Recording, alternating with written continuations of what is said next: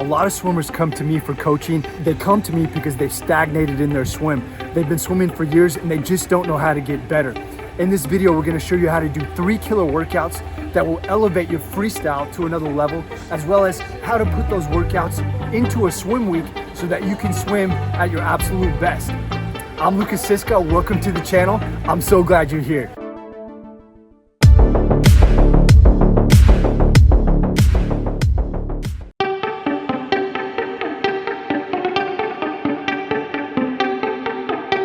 When you've made that decision to take your freestyle to another level, these 3 workouts must be included.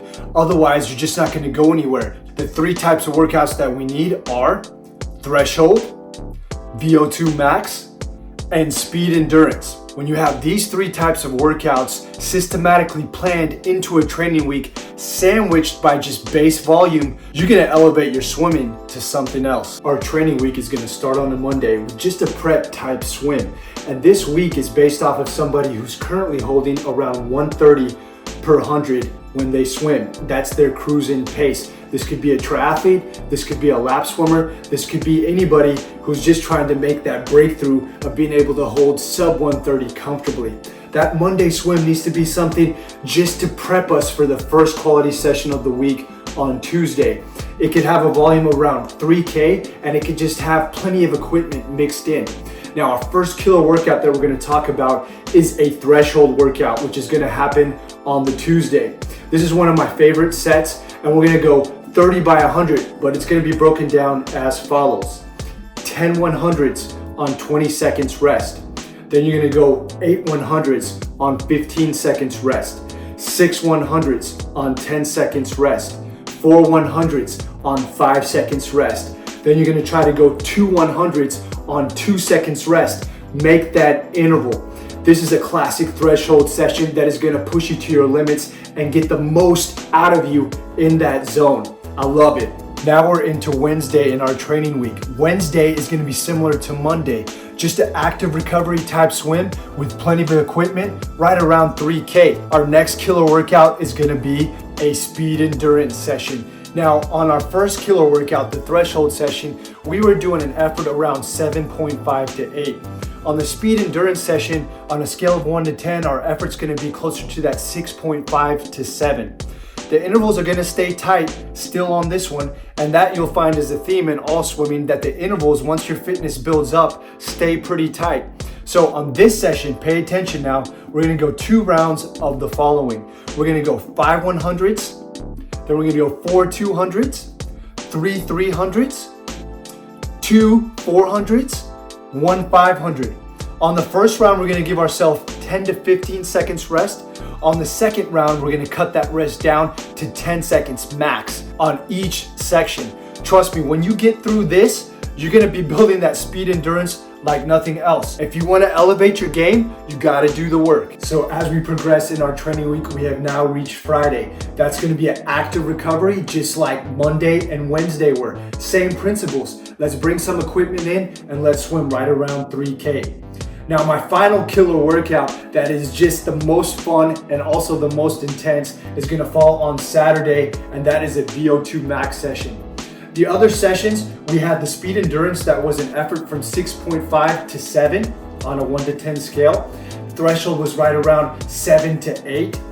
VO2 is right around that 9 to 10. But to get to that zone, we're gonna progress with this session as follows. What I wanna do is a set of 3 rounds of 3 times 200. Again, the rest is gonna be tight for those 3 200s, 15 seconds only.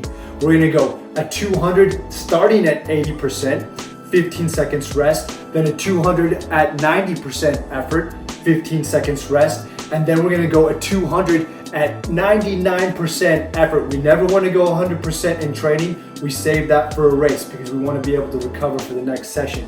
But 99% is pretty darn close, especially when you got 15 seconds rest.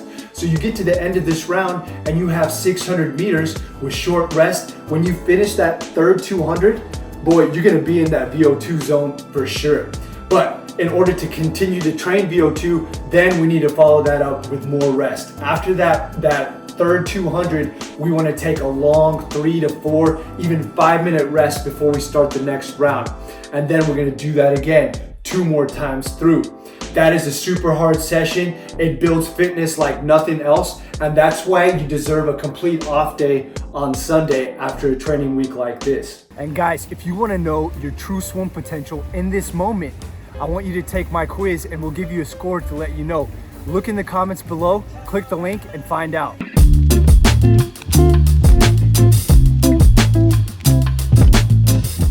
In this video, we're trying to focus on getting that special breakthrough pace of cruising comfortably at 1:30 pace. And that's really the pace that I believe truly separates you from the average lap swimmer. To achieve that pace that we're going for, what we need is training volume.